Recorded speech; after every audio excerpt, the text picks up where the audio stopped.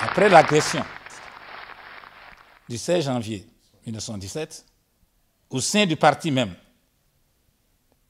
un débat a commencé. Le Parti de la Révolution populaire du Bénin.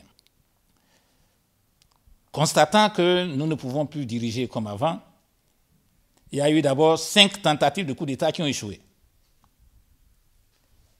Et l'ennemi est passé à la vitesse supérieure avec l'agression du 16 janvier 1977.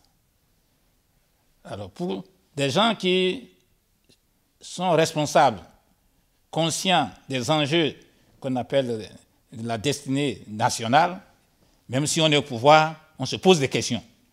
Et on dit, qu'est-ce qu'il faut faire? Et c'est dans ce cas-là, moi je suis dans le courant qui estime qu'il faut ouvrir. Malheureusement, au sein du parti, les courants ne sont pas unanimes. Il y en a qui estiment qu'on est trop fort pour demander et pour faire des concessions. Maintenant, à la conférence.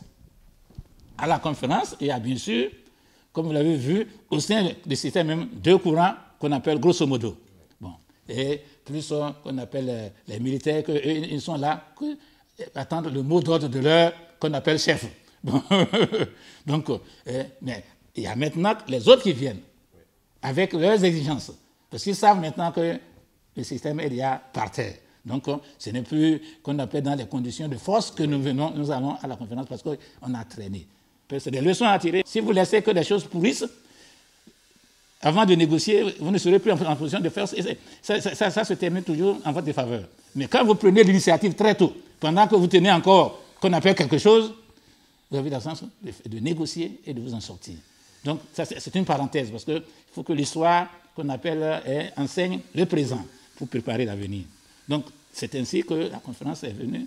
Donc, les gens, le groupe de Versailles, les anciens présidents et le groupe, le PRD, le groupe donc, de Moussa Bruno, et c'est surtout qu'on appelle le Stade d'amitié, qui se réunissaient, qui arrêtaient qu'on appelle des points de vue communs et qu'ils venaient de défendre. De toute façon, ils avaient le vent en poupe parce que quand on a jeté les pierres au président Mathieu Kérékou, qu'est-ce qu'il a dit? Ils ne tiraient pas, ils ont faim. Donc nous-mêmes, on est conscient que nous sommes dans une situation qui ne tient plus.